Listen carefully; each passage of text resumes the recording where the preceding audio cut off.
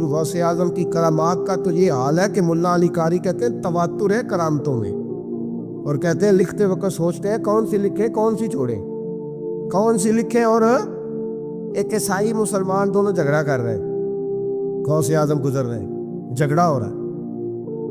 عیسائی مسلمان سے کہتا ہے ہمارے نبی عیسیٰ علیہ السلام نے مردے زندہ کیے، تمہارے نبی نے بھی کو کیا تو بتاؤ۔ مسلمان پڑھا ہوا نہیں تھا، حالانکہ نبی پاک نے بڑے مردے زندہ کیے، پڑھا نہیں تھا، بتا نہ سکا۔ غوث اعظم کے کان میں آواز گئی تو جا کے عیسائی کا بازو پکڑ کے جھنجھوڑا، فرمانے لگے کیا کہا تم نے؟ میرے مصطفیٰ نے مردہ زندہ کیا تو بتاؤ۔ فرمایا تو نبی پاک کی چھوڑ، میں غلاموں کا غلام ہوں، میں غلاموں کا غلام ہوں، مجھے بتا کون سا مردہ زندہ کروں۔ تو چھوڑ حضور کی بات نہ کر، میں غلاموں کا غلام ہوں، مجھے بتا کون سا مردہ زندہ کرنا ہے۔ پرانی قبر پہ لڑ گیا، کہنے لگا جی اگر نہ ہوا تو؟ غوث اعظم فرمانے لگے جو تو کہے گا وہ میں کروں گا۔ تو کہنے لگے اگر ہو گیا تو؟ تو غوث اعظم کہنے لگے نہ میرے خانقاہ پہ جھاڑو دینا، نہ میرے برتن مانجنا، نہ میرے گھر کا سودا لانا، اگر زندہ ہو گیا تو بس میرے نبی کا کلمہ پڑھ جانا، بس میرے رسول کا کلمہ پڑھ جانا۔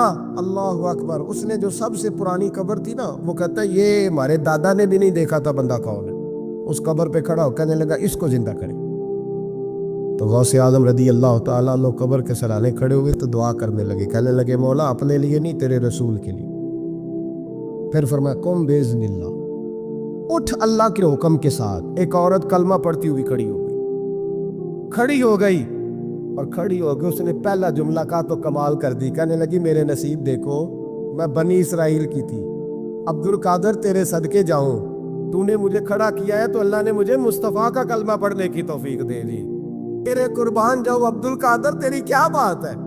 اب وہ بندہ دوڑ دوڑ کے غوث اعظم کے قدموں میں آئے، فرمانے لگے نا کلمہ میرے مصطفیٰ کا پڑھنا ہے، حضور کا غلام بننا ہے۔ او بھائیو، حضرت شیخ عبد القادر جیلانی، حضور غوث اعظم رضی اللہ تعالیٰ عنہ، معمولی بات نہ سمجھنا، حضور غوث اعظم رضی اللہ تعالیٰ عنہ فرماتے ہیں میں قدم نہ لگاؤں تو اللہ ولایت ہی نہ دے۔ حضرت غوث پاک جیلانی، شیخ عبد القادر رضی اللہ تعالیٰ، غوث اعظم درمیان اولیاء، تو محمد درمیان انبیاء۔ غوث اعظم کا ولیوں میں وہی مقام ہے جو نبیوں میں رسول کریم کا مقام ہے۔ حضرت غوث پاک رضی اللہ تعالیٰ عنہ کو اللہ نے بڑے اعزازات سے نوازا۔ ایک اعزاز اللہ نے یہ دیا کہ ماں کی طرف سے حسینی ہے، باپ کی طرف سے حسنی سید، نانا بھی اللہ کے ولی، دادا بھی اللہ کے ولی، پھوپھی بھی اللہ کی بہت بڑی ولی ہے، بہت بڑی ولی۔ والد گرامی، آپ نے وہ سیب والا واقعہ تو بڑا ہی سنا ہوا ہے، اس طرف تو میں نہیں جاتا۔ ماں بھی اللہ کی بہت بڑی ولی ہے۔ یہ اللہ نا اسباب بناتا ہے، خود ماحول بناتا ہے۔ آپ کے جو والد گرامی تھے ان کا نام تھا ابو صالح سید موسیٰ جنگی دوست رحمت اللہ علیہ۔ بادشاہ کے کچھ سپاہی تھے جو مٹکے اٹھا کے جا رہے تھے، اور مٹکے تھے شراب کے بھرے ہوئے، مٹکے اٹھا کے جا رہے تھے۔ حضرت سید محمد موسیٰ جنگی دوست رحمت اللہ علیہ بھی قریب سے گزرے۔ یہ کیا ہے بھائی؟ بدبو سے سمجھ تو گئے، تصدیق کے لیے پوچھا کیا ہے؟ انہوں نے کہا جناب یہ بادشاہ کا سامان لے کے جا رہے ہیں۔ آپ تو جھنڈے والی گاڑی کو ویسے نہیں نہ پوچھ سکتے، سوال ہی نہیں پیدا ہو۔ آپ چونکہ جمہوری لوگ ہیں، آپ نے تو بس دفتر بنانا ہے، جب الیکشن ہوگا نا اپنے دروازے کے سامنے سارے محلے سے لڑائی لینی ہے کہ ووٹ میرے آکے دیں، پھر ٹھیک 1.5 مہینے کے بعد سجدہ صاف بھی کر جاتے ہیں، بندہ غلط سی میں نے پتہ ہی نہیں لگا۔ تو یہ پہلے سوچنا تھا تھوڑا سا، ایسے ہی بلا وجہ الیکشن تو روز کبھی کبھی آئے گا، تو ہم نے ایک جگہ تو روز رہنا، ایک دوسروں سے جھگڑے کرنا اور معاذ اللہ تعالیٰ غیبتیں کرنا، عزتیں اچھالنا، یہ مسلمان کا شیوا نہیں ہے۔ حضرت غوث پاک کے والد نے پوچھا کیا لے کے جا رہے ہو؟ بادشاہ کا سامان ہے جی۔ ہاتھ میں ڈنڈا تھا، 3 مٹکے تھے شراب کے بھرے ہوئے، زور سے ایک ڈنڈا مٹکوں پہ مارا تو مٹکے ان کے سروں پہ ٹوٹ گئے۔ بادشاہ سلامت، ہم ساری تقریباً بادشاہ سلامت ہوتے ہیں، یہ کسی کی جرت ہے مطلب میرے گھر کے معاملے میں مداخلت کرے ہو، پھر بادشاہ ہو۔ لوگوں نے جا کے بڑی غیبتیں کی، بڑی بڑی کہانیاں سنائیں۔ اس نے تو توڑ دیا جی مٹکے آپ کے، نے کوئی حال نہیں چھوڑا۔ تو بادشاہ کہنے لگا بلاؤ سید موسیٰ پاک جنگی دوست رحمۃ اللہ علیہ کو بلا لیا۔ تو کہنے لگے بادشاہ تمہیں پتہ تھا مٹکے کس کے ہیں؟ آپ فرمانے لگے پتہ تھا مجھے۔ کہا کیوں توڑے؟ فرمایا اس لیے توڑے کہ مجھے تیرے اوپر رحم آ گیا تھا، تو اگر شراب پیے گا تو دوزخ میں جلے گا، مجھے رحم آیا تھا میں نے توڑ ڈالے۔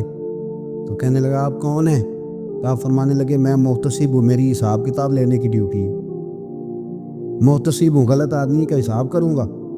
تو بادشاہ کہنے لگا کس نے ڈیوٹی لگائی آپ کی؟ فرمانے لگے میری ڈیوٹی میرے رب کریم نے لگائی ہے، میری ڈیوٹی اللہ نے لگا۔ تأمرون بالمعروف وتنہون عن المنکر، مسلمان کے ذمے ہے اچھائی کا حکم دے گا، برائی سے روکے، یہ ذمہ داری اب میری اللہ نے ڈیوٹی لگائی ہے۔ بادشاہ پہ اتنا روب طاری ہوا کہ کہنے لگا حضور آپ کی بڑی مہربانی، آپ نے یہ کام۔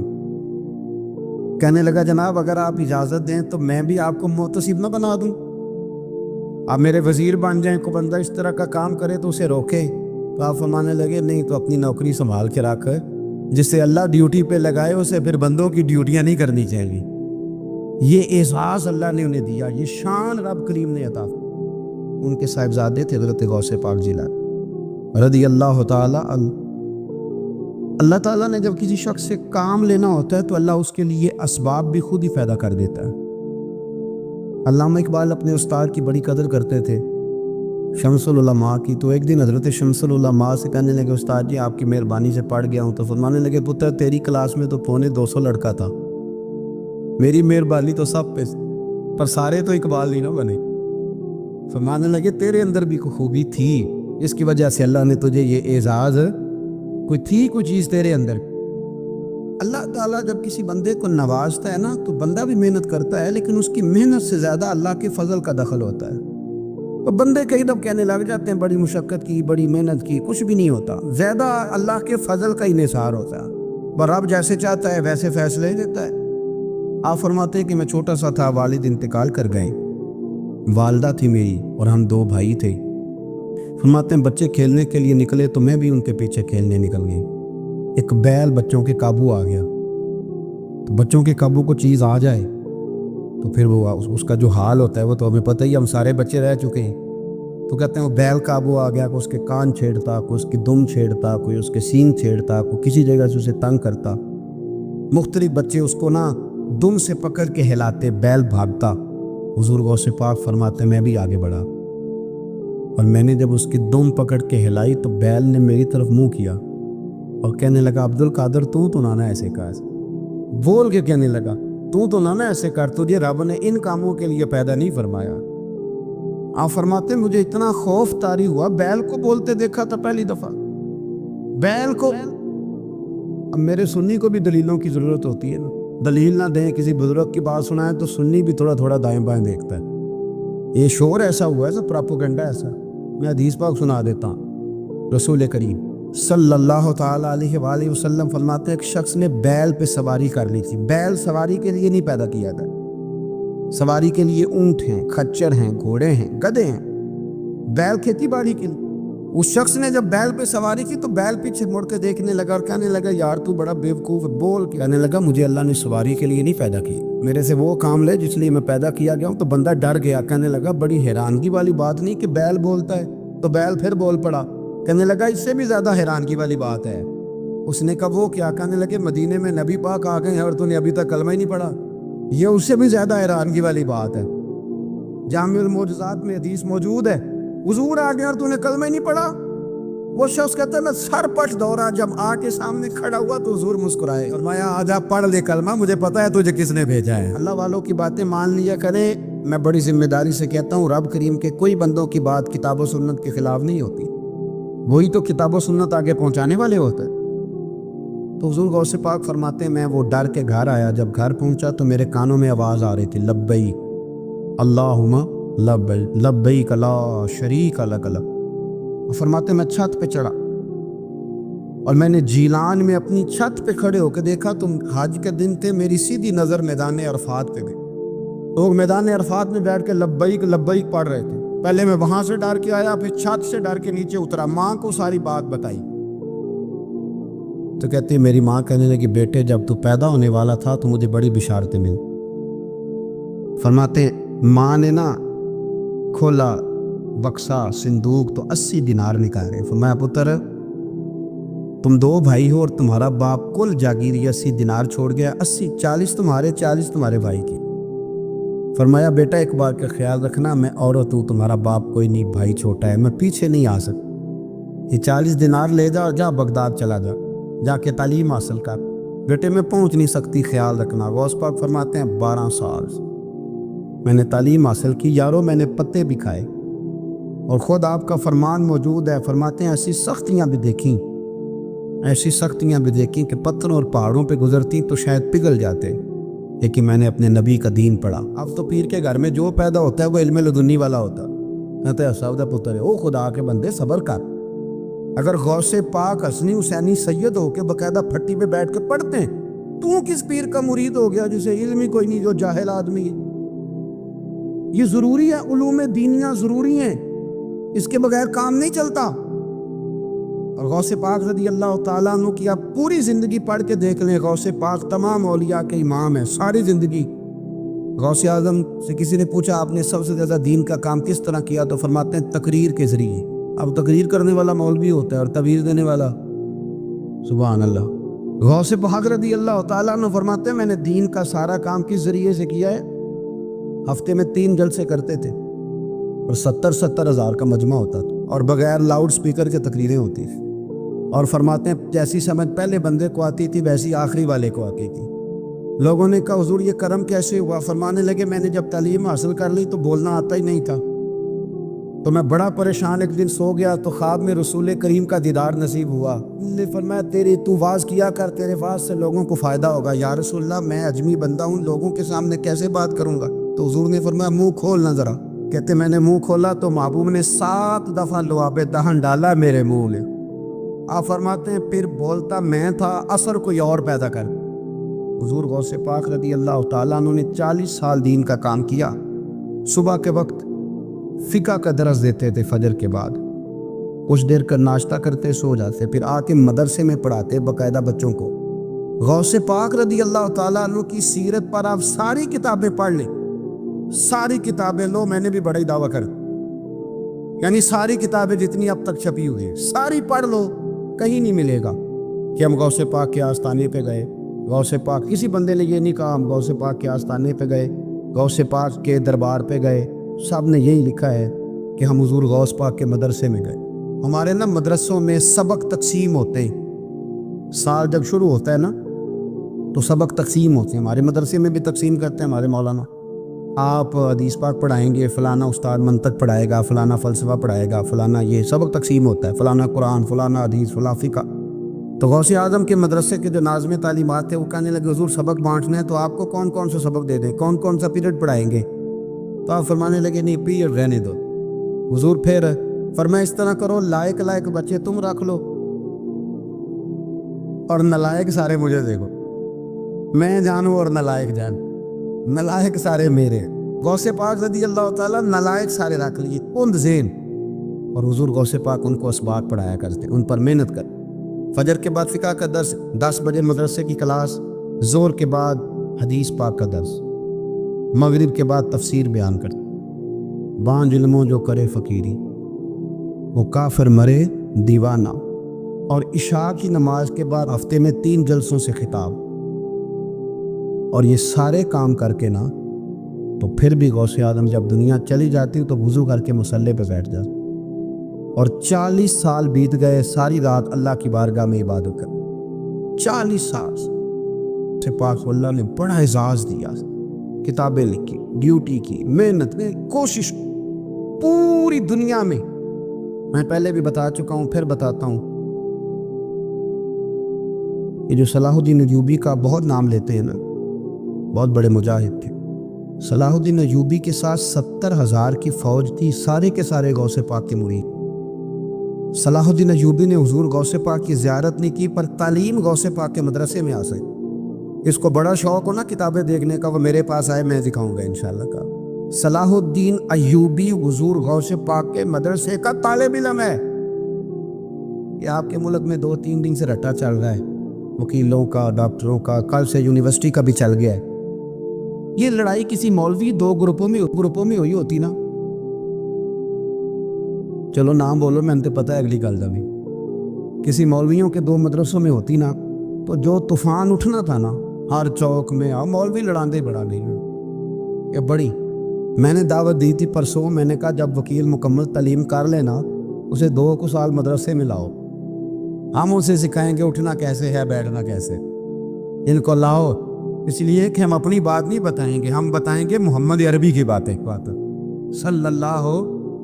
مہربانی کرو، مجھے کوئی شکوہ نہیں ان سے، کوئی کسی قسم کا نہیں، اس لیے کہ ہمارے ملک میں نا احتجاج کا کلچر پروموٹ کیا گیا، ہم نے یہ ماحول بنا کے دیا ہے سڑک بلاک کرنے کا۔ یہ ہمارے قریب ایک گاؤں ہے تو روز ڈکیتیاں ہوتی تھی، بچہ بھی قتل، پولیس والے سنتے ہی نہیں تھے، ان بیچاروں نے روڈ بلاک کیا تو سب صحیح ہو گیا، اسی وقت سارا کچھ ہو گیا، اب پہرے داری بھی لگتی ہے، اب چوکیاں بھی قائم ہو گئی، سب کچھ ہو رہا ہے۔ مزاج بنا دیا ہم نے، یہ عدم برداشت ہے، یہ کلچر خطرناک ہے، یہ کلچر تباہ کرے۔ وکیل کوئی غیر نہیں، ہمارے اپنے بھائی ہیں، کون ہیں وہ؟ ڈاکٹر کون ہے؟ ہمارے اپنے۔ یہ جو بچے یونیورسٹی میں لڑے کون ہیں؟ ہمارے اپنے۔ ہم ان کو کاٹ کے نہیں پھینک سکتے، یہ کوئی دوسرے لوگ نہیں، سب کو ضرورت ہے ایک دوسرے کی، لیکن خدا را مہربانی کرو، معاشرے میں برداشت کا کلچر پیدا کرو، سکون کا کلچر پیدا کرو، سہنا سیکھو۔ سنو ایک بات کرتا ہوں، اللہ کرے کہ میں سمجھا سکوں، سارے فیصلے خود نہ کرو۔ اگر تمہیں نظر آئے نا کہ آپ کے ساتھ کہیں ناانصافی بھی ہو رہی ہے تو ساری عدالتیں دنیا میں نہیں لگنی، ایک قیامت میں بھی لگنی ہے۔ ہاں امام حسن کو زہر دے دیا گیا تو امام حسین کہنے لگے بھائی بتاؤ کس نے دیا ہے؟ فرمایا حسین اگر وہ نہیں جس پر مجھے شک ہے تو میں کسی آدمی کا بلا وجہ تمہیں نام کیوں بتا دوں؟ کہا پھر بھائی آپ اشارہ تھا نہیں بتا دے، تو فرمایا حسین اگر وہی ہے نا جس پر مجھے شک ہے تو پھر بھی میں نے فیصلہ اپنے رب پہ چھوڑ دیا۔ فرمایا میرے رب سے زیادہ بہتر فیصلے کرنے والا کوئی موجود؟ کچھ فیصلے اللہ پہ چھوڑو، آپ یقین کریں آپ کو بڑا ہی مزہ آئے گا، آپ کو سکون آئے گا زندگی میں۔ کچھ فیصلے اللہ پہ چھوڑو، برداشت کا کلچر پروموٹ کریں اس وطن کے اندر۔ یہ بڑا پیارا ملک ہے جس میں برداشت کا کلچر پیدا کریں۔ وکیل کو ہر وقت ڈاکٹر کی ضرورت، ڈاکٹر کو ہر وقت وکیل کی ضرورت ہے۔ ہم ایک دوسرے کے بغیر دیکھیں نا، میں نے آئین بھی رکھا ہوا ہے پاکستان کا، لیکن اس کے باوجود تو مسئلہ بن جائے تو میں کسی وکیل صاحب کو فون کرتا ہوں، میرے دوست ہے، میں پوچھتا ہوں کہ یار یہ مسئلہ ہے، اس کا کیا حل ہے؟ ہم مل کے رہتے ہیں معاشرے میں۔ برداشت کے کلچر کو پروموٹ کریں، پیار کریں، محبت بانٹیں۔ یہ وطن ہے، اس کو مل کے سنواریں گے تو انشاءاللہ تعالیٰ یہ رسول اللہ کے دین کا قلعہ بنے گا بڑا مزہ۔ اس سے پیار کریں، مثبت غلط بات ہے تو اس کو آپ سمجھائیں، اس پر تبلیغ کریں، لیکن یہ نہ کریں کہ آپ عدم برداشت کا ماحول پیدا کریں۔ حضور غوث پاک رضی اللہ تعالیٰ عنہ دین کا ایک بات، اللہ والوں کے پاس لوگ دعاؤں کے لیے جاتے ہیں، کیوں جاتے ہیں؟ سنو، میرے ساتھ ایک شخص رہتا ہے، صبح سے شام تک میری ڈیوٹی کرتا ہے، نوکری کرتا ہے، خدمت کرتا ہے، گاڑی چلاتا ہے، یہ کرتا ہے وہ کرتا ہے۔ ایک صاحب ہے جو 3 سال کے بعد ملتا ہے، وہ جو 3 سال کے بعد ملتے ہیں وہ شکوہ کرتے ہیں کہ پیر صاحب اس کی بات زیادہ مانتے ہیں۔ تو پیر صاحب اب کدھر جائیں؟ یہ سارا دن پیر صاحب کی مانتا ہے، نہیں سمجھ آ رہی ہے آپ کو بات؟ یہ مزاج ہے نا جی، ایک بندہ سارا دن دنیا داری کرے، مال کمائے، پتہ نہیں جھوٹ بولے، بڑا کچھ کرے، اور ایک اللہ کا ولی جو اپنا بنائے کچھ نہیں، سارا دن رسول اللہ کی باتیں کرے، سارا دن اللہ کے دین کی خدمت کرے، اور بھائی وہ جب ہاتھ اٹھاتا ہے نا تو پھر اللہ اس کی بات کو قبول کرتا ہے۔ کچھ میرے خاص ہیں، کچھ تیرے خاص ہیں، تو کچھ رب کے بھی خاص ہیں، اور اس پر بھی میں پہلے آیت پڑھ لوں گا تاکہ دلیل مضبوط ہو جائے۔ اللہ فرماتے ہیں واللہ یختص برحمتہ من یشاء، فرمایا میں نے کچھ بندوں کو اپنی رحمت سے اپنا خاص بنا لیا۔ کچھ بندے اللہ کے بس اللہ کی بارگاہ میں وہ دعائیں کرتے ہیں تو اللہ قبول فرما لیتا ہے، پتر اللہ ہی دیتا ہے، لیکن اللہ کا ولی دعا تو کر سکتا ہے نا۔ اللہ کا ولی، میری بات کی سمجھ آ رہی ہے؟ بیٹا کون دیتا ہے؟ اللہ۔ حضرت محدث اعظم رحمۃ اللہ علیہ کے پاس ایک شخص نے آ کے کہا جی ولی اللہ بیٹا دے سکتا ہے؟ آپ فرمانے لگے ولی اللہ اللہ سے ملا سکتا ہے؟ نہیں وہ تو ہے ہی ولی اللہ، تو اس نے ملا دینا ہے۔ تو فرمایا جو اللہ سے ملا دے بیٹا تو چھوٹی سی بات ہے، تو دیکھ نہ کہ جو اللہ تک تجھے لے گیا تو پھر پتر پیچھے رہ گئے، لیکن بیٹا دیتا کون ہے؟ بول کے بتائیں، بول کے۔ اللہ دیتا ہے۔ دعا کون کرتا ہے؟ اللہ کا ولی۔ دعا کر دیتا. بی بی آ گئی روتی ہوئی غوث پاک کے پاس, کہنے لگی 6 بیٹیاں ہیں. خاوند اور سسر کہتے ہیں کہ 7ویں بھی بیٹی ہوئی تو طلاق دے دیں گے. تھوڑا سا اگر بندہ مالدار بھی ہو تو پھر وہ ہمارا دماغ جہاں مرضی چلتا ہے نا. یہ جہالت آج بھی بہت ساری جگہوں پہ پائی جاتی ہے. تہذیب سکھاتی ہے جینے کا سلیقہ, تعلیم سے جاہل کی جہالت نہیں جاتی. تو رو پڑی.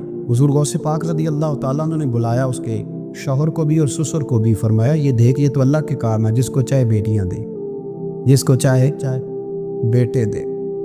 تو جو نہیں مانتے پھر غوث پاک کی بھی نہیں مانتے. انہوں نے کہا جی نہیں دی, میں تو نکاح کروں گا. چلے گئے تو غوث پاک کی بارگاہ میں وہ بیٹی اور اس کا باپ اور اس کی ماں پھر آئے, کہنے لگے حضور مہربانی فرمائیں. پھر اللہ کے ولیوں کے پاس ایک قوت ہوتی ہے جس کا نام مصلح ہے. مصلح بہت بڑی طاقت, بہت بڑی. حضور نے فرمایا دعا صلاح المومن, فرمایا دعا مومن کا ہتھیار ہے. یہ مومن جب ہاتھ اٹھاتا ہے تو پھر عرش کا مالک دروازے کھول دیتا ہے کرم کے. حضور غوث پاک نے مصلح بچھا لیا اور رو پڑے, کہنے لگے مالک کریم اس بی بی کے دل میں کس نے بات ڈالی تھی کہ عبد القادر کے دروازے پہ جا. دیکھیں منانے کا انداز, منانا آتا ہے نا. اللہ کس نے اس کے دل میں بات ڈالی کہ عبد القادر کے دروازے جا, کس نے ڈالی؟ اور مالک اگر تو نہیں ڈالی تھی تو کیا تو اب اپنے عبد القادر کو رسوا کرے گا؟ اگر تو نہیں بھیجا ہے کہ ادھر جا تو اب تو رسوا کرے گا. حضور غوث پاک رضی اللہ تعالیٰ دعا مانگ کے تیرے پہ ہاتھ پھیرے, بچی کے سر پہ ہاتھ رکھا, فرمانے لگے پتر جا, مجھے امید ہے اللہ نے 6 بیٹیاں دی ہیں تو 7 بیٹے بھی عطا فرمائے. تو بی بی کہتی ہے پھر رب نے فضل فرمایا اور 7 ہی بیٹے عطا فرمائے. پھر 7 ہی بیٹے رب کریم نے دیے. تو جو اللہ کی مان تھا پھر اللہ بھی اس کی. تو اس میں اختلاف کی کیا بات؟ یہ سادی سی بات. ایک بغداد کا سوداگر تھا, بڑا مالدار تھا. ایک دن اس نے بغداد کے سارے علماء اور مشائخ کی دعوت پکائی تو غوث پاک کے پاس بھی آیا, کہنے لگا حضور شام کا کھانا ہے. آپ نے اس کا چہرہ دیکھا تو وہ رو پڑا, کہنے لگا بغداد کے پیر انکار نہ کرنا. آپ نے فرمایا تو جا میں آؤں گا. شاگرد مرید کہنے لگے حضرت جی آپ بڑی مشغولیت تھی شام کو. فرمایا اتنا بڑا آدمی جب رو پڑتا ہے تو لگتا ہے بڑا مجبور ہے, چلیں گے. شام کو جب اس کے دروازے پہ گئے تو کھانا بھی اس نے چنا, تو ساتھ اس نے ایک ٹوکرا ایک صندوق بھی لا کے رکھا, اوپر سے خالی. جب غوث پاک نے اٹھ کے دیکھا تو اندر اس سوداگر کا بیٹا, اس تاجر کا بیٹا, دونوں ٹانگوں سے معذور, دونوں ہاتھوں سے معذور, ایک ہی بیٹا اپاہج ہے. وہ تاجر رو پڑا, کہنے لگا حضور بڑی دنیا جانتی ہے بڑا مال ہے, پر جب تنہا بیٹھتا ہوں تو کھول کے روتا ہوں. وہ بے نیاز ہے نا, ساری زندگی کے بعد ایک بیٹا دیا تو وہ بھی اپاہج ہے. حضور بال سفید ہو گئے. لوگوں کی اولاد بڑھاپے کا سہارا بنتی ہے. میں بوڑھے وقت میں اس کو اٹھا کے پیشاب پخانے کے لیے لے کے جاتا ہوں. بغداد کے عبد القادر سنا ہے جب تو دعا مانگتا ہے تو رب قبول فرما لیتا ہے. تو مہربانی فرما, اگر میرا پتر ٹھیک ہو جائے, میرا زور کوئی نہیں, مالک بے نیاز ہی بڑا ہے, اگر مہربانی ہو جائے. تو غوث پاک نے پھر مصلح بچھایا. مصلح بچھا کے کہنے لگے مالک تو اپنے بندوں کے دل میری طرف کیوں موڑتا ہے, اور اگر موڑتا ہے تو پھر رحمت کی نظر فرما, بندہ نوازی فرما. ایک باپ اتنے رو رو کے آنسو بہا رہا ہے تو کرم نوازی فرما. حضور غوث پاک نے ابھی چہرے پر ہاتھ نہیں پھیرے کہ بچہ اللہ اکبر کہتا ہوا صندوق سے باہر نکل آیا. اللہ تبارک و تعالیٰ نے نا ہمارے محبوب کریم علیہ السلام کو دنیا میں بھیجا تو فرمایا یا ایھا الناس قد جاءکم برہان من ربکم, اے لوگو تمہارے پاس تمہارے رب کی دلیل آ گئی. اللہ تبارک و تعالیٰ نے محبوب پاک علیہ الصلوۃ والسلام کو سراپا دلیل بنا کے بھیجا. باقی انبیاء کرام علیہم السلام کے پاس بھی اپنی نبوت کے دلائل کے طور پر بے شمار معجزات تھے, اور حضور کریم علیہ السلام کے تو پورے وجود کو ہی اللہ نے معجزہ بنائے. اور نبی پاک صلی اللہ تعالیٰ علیہ وآلہ وسلم کی نبوت کی دلیلیں, حضور کے رسالت کے مستحکم دلائل جگہ جگہ آپ کو ملیں گے. سب سے پہلی چیز تو یہ سمجھنے والی ہے کہ نبی پاک علیہ السلام نے जिस चीज़ को सबसे पहले अपनी नबुव्वत की दलील के तौर पर बयान फरमाया वो हुजूर का किरदार है, सीरत है, अमल है, हुजूर का लोगों के साथ रवैया है। नबी पाक अलैहिस्सलाम की तबलीग के 3 दौर हैं। एक तो हुजूर ने इतने कौन से तबलीग फरमाई, वो 40 साल की उम्र से महबूब ने ऐलान फरमाया और तबलीग की, और एक नबी पाक सल्लल्लाहु ताला अलैहि वसल्लम बिन वास्ता हुजूर की तबलीग है जो आज तक जारी है। उम्मत के उलमा, मशाइख, मुबल्लिगीन हुजूर के दीन को आगे फैला रहे हैं। तो दरअसल ये भी तबलीग रसूल पाक अलैहिस्सलाम ही की तबलीग। और एक हुजूर की तबलीग का दौर है हुजूर की पैदाइश से लेकर विलादत मुबारका से लेकर हुजूर अलैहिस्सलाम के ऐलान नबुव्वत तक। इस दौरान नबी पाक ने जो तबलीग फरमाई है वो अपने किरदार से फरमाई। अरब का वो मुआशरा जो बड़ा मैला कुचैला गदला हो चुका था, जिसके अंदर सरासर मादा परस्ती का जोर था, जिसके अंदर लोग इंसानों की खरीदो फरोख्त करते थे, जिसके अंदर बेटियों को जिंदा दफन कर देते थे, जिसके अंदर जो आदमी जितना ज्यादा मजबूत होता था उतना ज्यादा लुटेरा बन जाता था, उस मुआशरे के अंदर रसूल करीम अलैहिस्सलाम ने 40 साल गुजारे। और इस तरह गुजारे कि जो बेगाने भी थे वो भी कहा करते थे ये सादिक है, ये अमीन है। और जब हुजूर ने ऐलान नबुव्वत किया तो फरमाया, ये कुरान मजीद के लफ्ज़ है, फरमाया फ़क़द लबिस्तु फ़ीकुम उमरम मिन क़ब्लिही अफ़ला ताक़िलून, मैं तुम्हारे बीच उम्र का एक हिस्सा गुजार चुका हूँ, तुम्हें अकल नहीं है, शऊर नहीं है। नबी करीम अलैहिस्सलाम ने अपने किरदार को, अपने अमल को अपनी नबुव्वत की दलील के तौर पर बयान फरमाया। वो तो हज़रत हलीमा भी फरमाती है ना, जब मैं नबी करीम अलैहिस्सलाम को अपने घर ले गई तो मेरा अपना बच्चा भी दूध पीता था, 2 मेरे बेटे हो गए, एक मेरी ये नस्ली औलाद और हुजूर मेरी रज़ाई औलाद। तो कहती है जब मैं करीम महबूब अलैहिस्सलाम को अपने सीने से लगाती थी तो हुजूर मेरे एक पिस्तान से दूध पीते थे और दूसरा अपने भाई के लिए छोड़ दिया करते। यहाँ से रसूल करीम अलैहिस्सलाम ने किरदार के जरिए तबलीग और फिर ऐलान नबुव्वत से पहले एक तंजीम अरब के जवानों पर, अरब के सरदारों पर मुश्तमिल बनाई गई, जिसमें नबी करीम अलैहिस्सलाम ने बड़ा हिस्सा लिया सरकार ने, और बड़े अहम लोगों को शऊर हुजूर ने अता फरमाए। वो उस जमात का फैसला था कि हम सारे जवान, सारे बड़े लोग मिलेंगे। ये हुजूर के ऐलान नबुव्वत से पहले की बात है। हम बड़े लोग मिलेंगे, किसी बड़े को किसी छोटे पर जुल्म नहीं करने देंगे, किसी आदमी को किसी गरीब का हक नहीं खाने देंगे। हुजूर अलैहिस्सलाम ने ना अपनी किरदार से, अपने अमल से, और आपका जो अमल होता है ना वो असल होता है। एक होता है आप कोई बात करते हैं और एक होता है कि आप कोई अमल करते हैं। आप जब अमल करते हैं तो अमल के जरिए भी लोगों तक बात पहुंचती है कि दरअसल आपका उठना बैठना चलना फिरना क्या है। मेरे रसूल करीम अलैहिस्सलाम का उठना भी एक नबी का, बैठना भी एक नबी का, बात करना भी एक नबी का, मामलाते ज़िंदगी करना भी एक नबी का, लेन देन करना भी एक नबी का। एक शख्स कहते हैं मैंने ऐलान नबुव्वत से पहले हुजूर अलैहिस्सलाम से कोई चीज़ खरीदी थी और मैंने अर्ज़ किया था आप यहाँ तशरीफ़ रखे, मैं पैसे लेके आता हूँ। मैं 3 दिन के बाद आया। देखो ये बात करनी कितनी आसान है, बोलनी कितनी आसान है, पर 3 दिन यहाँ मेरे भाई को किसी शख्स को 2 घंटे इंतज़ार करना पड़ जाए तो लोग कहते हैं अल इंतज़ार व शद्दु मिनल क़त्ल, ये तो कत्ल से ज़्यादा तकलीफ वाला मामला है, मुंतज़िर रहना किसी का।